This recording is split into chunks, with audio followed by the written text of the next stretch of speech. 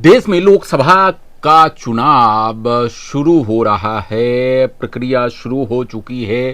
पहले चरण के लिए 19 तारीख को मतदान होंगे। देश में जो मतदाता है वो वोट करेंगे और इस पहले चरण में ही देश के सबसे खतरनाक लोकसभा क्षेत्रों में से एक बस्तर लोकसभा क्षेत्र में भी मतदान होगा।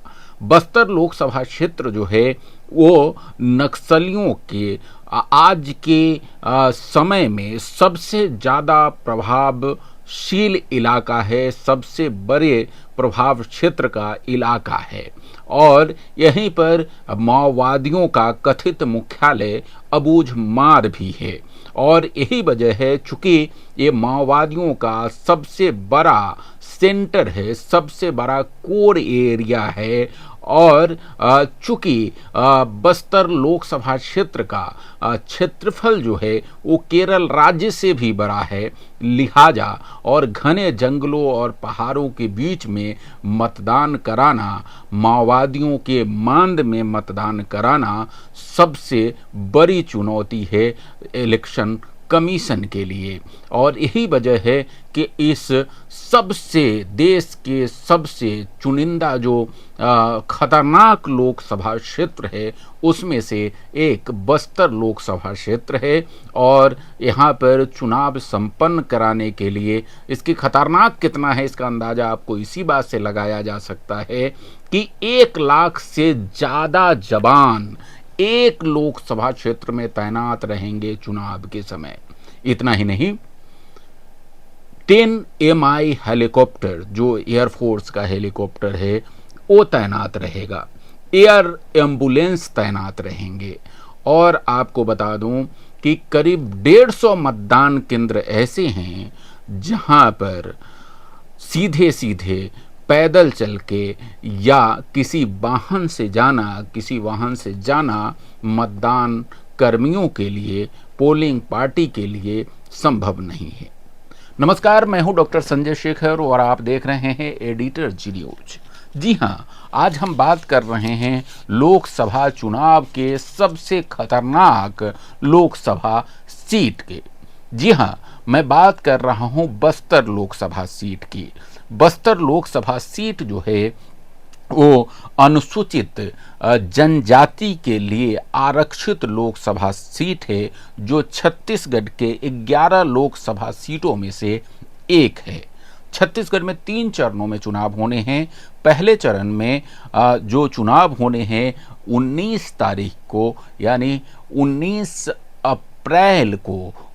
अप्रैल को बस्तर में चुनाव होगा। केवल एक सीट पर चुनाव होगा और ये एक सीट सबसे खतरनाक, देश के तमाम लोकसभा सीटों में से सबसे खतरनाक, जम्मू कश्मीर के बाद या जम्मू कश्मीर के पैरेलल भी माने तो ये सबसे खतरनाक सीटों में से एक सीट मानी जाती है।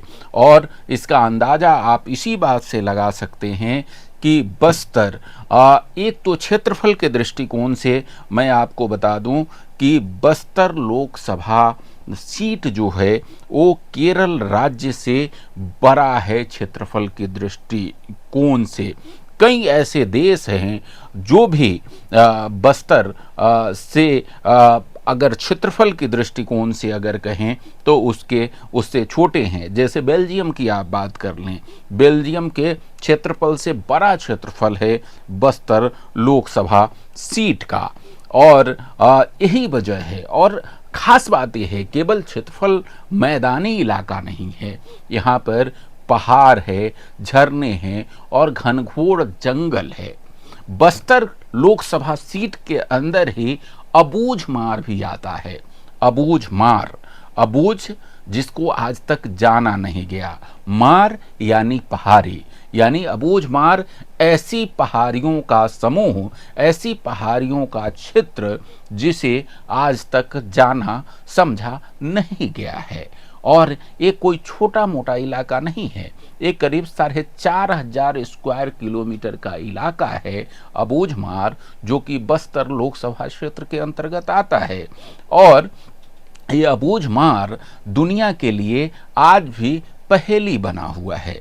स्वतंत्र भारत के इतिहास में अब तक इस इलाके का रेवेन्यू सर्वे तक नहीं हुआ है। सरकार यहाँ तक पहुँच नहीं पाई है, सरकार की मिशनरी यहाँ तक नहीं पहुँच पाई है और कोई भी अमला नहीं जा पाता है। यहाँ पर माओवादियों का एक तरफा राज है। माओवादियों की जनताना सरकारें यहाँ पर चलती है और माओवादियों का ये सबसे बड़ा देश का कोर इलाका है। इसे जो है वो माओवादियों का मुख्यालय भी कहा जाता है। मैं आपको बता दूं, अबूझमार जो माओवादियों का लाल गलियारा है, जिसे रेड कॉरिडोर कहा जाता है, पशुपति से लेकर के तिरुपति तक पहुंचने वाले रेड कॉरिडोर के बीचों बीच आता है। और चूंकि अबूझमार और बस्तर का ये इलाका उड़ीसा के जंगलों से, घने जंगलों से, मलकानगिरी और आदि, और आंध्र प्रदेश, तेलंगाना, महाराष्ट्र और मध्य प्रदेश के साथ ही जुड़ता है।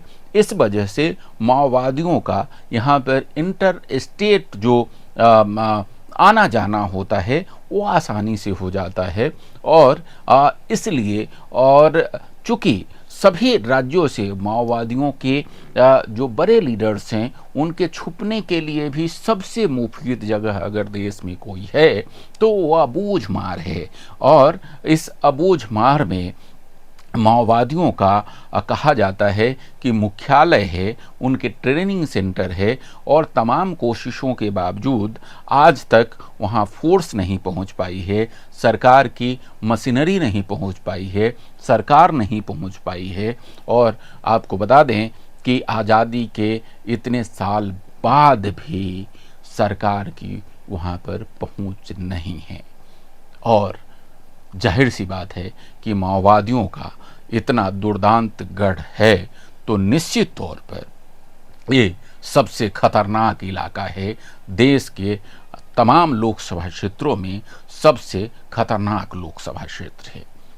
मैं आपको बता दूं कि बस्तर लोकसभा सीट में कुल जो 8 विधानसभा सीट आती हैं उसमें से 5 पर अभी बीजेपी का कब्जा है, 3 पर जो है वो कांग्रेस का कब्जा है। जो 5 लोकसभा सीट है जिसमें बीजेपी ने पिछले चुनाव में जीत दर्ज की है उसमें कोंडागांव है, नारायणपुर है, जगदलपुर है, चित्रकूट है और दंतेवाड़ा है। जबकि बस्तर, बीजापुर और कोंटा में कांग्रेस ने पिछले चुनाव में जीत दर्ज की थी। अब तक बस्तर में कुल 18 लोकसभा चुनाव हुए हैं जिसमें 5 बार निर्दलीय, 6 बार कांग्रेस और 6 बार भारतीय जनता पार्टी ने जीत दर्ज की है। एक बार जनता पार्टी ने के सांसद भी यहाँ से जीतकर लोकसभा पहुँचे हैं 1977 में। तो इस तरीके से ये जो है पहले कांग्रेस का और फिर 1998 से लेकर के लगातार 2014 तक, 2014 से लेकर के 19 तक अगर कहा जाए तो ये भारतीय जनता पार्टी का गढ़ था। पहले बलिराम कश्यप लगातार 1998, 99, 2004, 2009 में जीत दर्ज किए थे और उसके बाद उनके पुत्र 2011 और 2014 के लोकसभा चुनाव में जीत दर्ज की थी। तो एक तरीके से बीजेपी का गढ़ था। लेकिन 2019 के चुनाव में यहाँ से दीपक बैज ने बीजेपी के इस गढ़ को तोड़ा और वो विजयी रहे। इस बार फिर बीजेपी और कांग्रेस के बीच मुकाबला है। लेकिन बात फिर से कि ये देश का सबसे खतरनाक लोकसभा सीट क्यों है?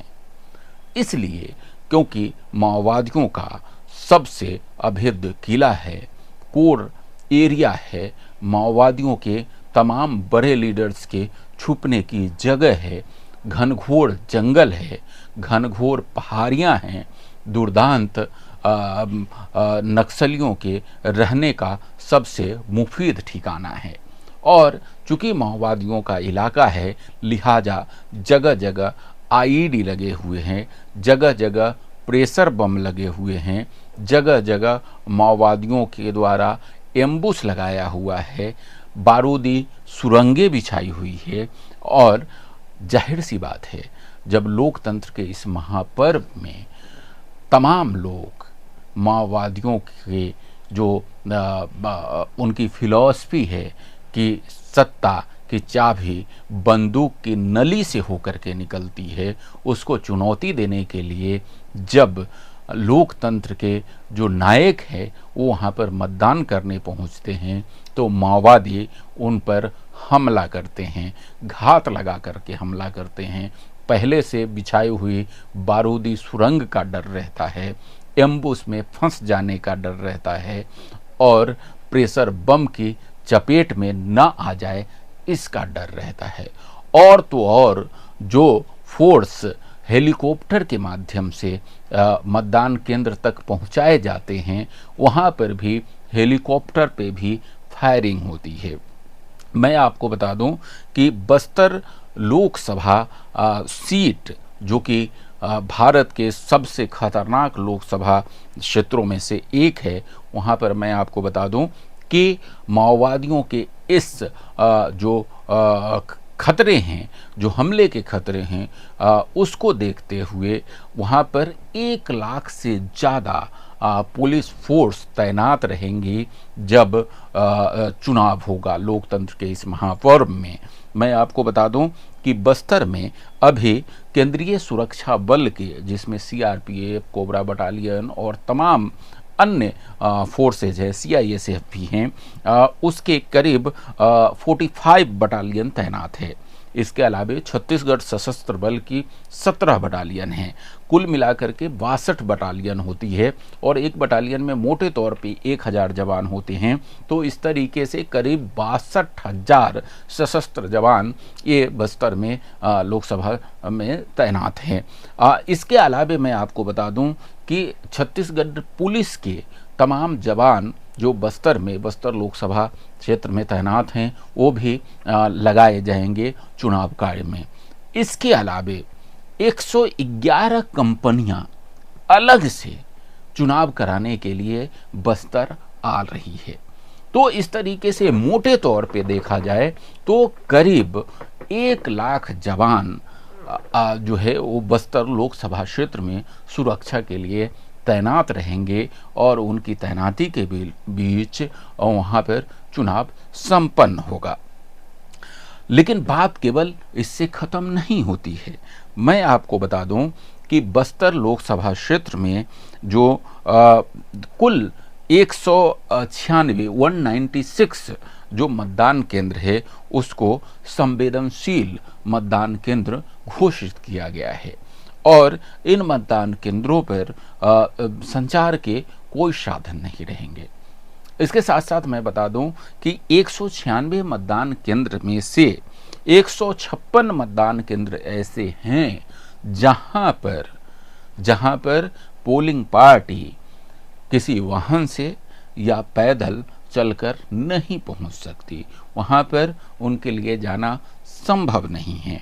और यही वजह है कि इन तमाम 156 जो पोलिंग स्टेशंस हैं, वहाँ पर जो पोलिंग पार्टीज है उसको हेलीकॉप्टर के माध्यम से पहुँचाया जाएगा। करीब 1000 की संख्या में पोलिंग पार्टी के मेंबर्स होंगे, 999 शायद एग्जैक्ट फिगर है। उतने पर्सनल को, इतने पोलिंग पार्टी के मेंबर्स को हेलीकॉप्टर के माध्यम से मतदान केंद्र के आसपास पहुंचाया जाएगा। इन मतदान केंद्रों को भी जो सीआरपीएफ के और केंद्रीय सुरक्षा बल के या पुलिस स्टेशंस के पास बनाया गया है, ताकि माओवादी वहां पर हमला न कर सके, चुनाव में कोई व्यवधान उत्पन्न न कर सके। तो सुरक्षा के पुख्ता इंतजामात किए गए हैं, लेकिन इस सब के बावजूद जो है वो चुनाव आयोग को कोई रिस्क लेने के मूड में चुनाव आयोग नहीं है। और यही वजह है कि 10 MI हेलीकॉप्टर जो एयरफोर्स का हेलीकॉप्टर है, उसको बस्तर में तैनात किया गया है। छत्तीसगढ़ के जो इलेक्शन कमीशन की ओर से जो अलग अलग हेलीकॉप्टर्स जो हैं पोलिंग पार्टी को पहुंचाने के लिए, वो तो हैं, उसके साथ ही 10 MI हेलीकॉप्टर को भी तैनात किया गया है। इसके साथ ही बस्तर में माओवादियों के जो नापाक मंसूबे होते हैं, उसमें अगर कहीं कोई कैजुअलिटी हो जाती है या कोई हमला होता है या कोई खतरनाक स्थिति पैदा होती है, तो ऐसी स्थिति में जो पोलिंग पार्टीज हैं उसको बेहतर चिकित्सकीय सुविधा उपलब्ध कराने के लिए, या फोर्स के जवान जो हैं उनको अगर किसी तरह की परेशानी होती है, उन पर कोई हमला होता है, वो इसमें कोई घायल होते हैं, तो उनको बेहतर चिकित्सकीय सुविधा उपलब्ध कराने के लिए जगदलपुर में जो है वो एयर एम्बुलेंस भी तैनात किया गया है, वहाँ रखा गया है। तो इस तरीके से तमाम व्यवस्थाएं जो है वो किया गया है इलेक्शन कमीशन की तरफ से। और लेकिन इस सब के बावजूद मैं आपको बता दूं कि करीब 150 से ज़्यादा ऐसे पोलिंग स्टेशंस है जहां से वेबकास्टिंग संभव नहीं है, क्योंकि संचार के साधन वहां पर उपलब्ध नहीं हैं।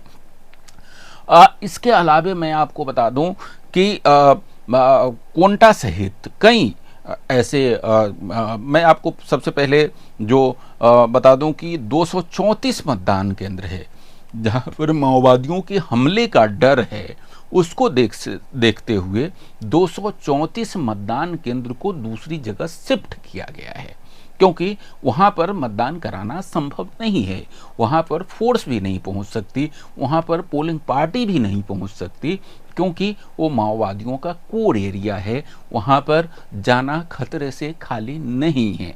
और जो मतदान केंद्र शिफ्ट कराए गए हैं उसमें मैं बता दूं, बीजापुर के 99 मतदान केंद्र, दंतेवाड़ा के 42 मतदान केंद्र, कोंटा के 42 मतदान केंद्र, नारायणपुर के 41 मतदान केंद्र और जगदलपुर के 1 मतदान केंद्र शामिल है। यानी मैंने ये 5 विधानसभा क्षेत्र बताएं और इन 5 जिले बताएं, बीजापुर जिला, दंतेवाड़ा जिला और कोंटा जो कि सुकमा के अंतर्गत आता है विधानसभा क्षेत्र, नारायणपुर और जगदलपुर। इसके 234 जो मतदान केंद्र है उसको शिफ्ट किया गया है और उसको किसी जो CRPF या अन्य केंद्रीय सुरक्षा बल के जो कैंप है उसके पास शिफ्ट किया गया है, या फिर जो पुलिस थाने हैं उसके पास शिफ्ट किया गया है, या फिर ऐसी जगह शिफ्ट किया गया है जहां पर यदि कोई अप्रिय स्थिति या हमले जैसी स्थिति की बनती है तो वहां पर जो बाहर से फोर्सेस को तत्काल वहां पर भेजा जा सके, डिप्लॉय किया जा सके।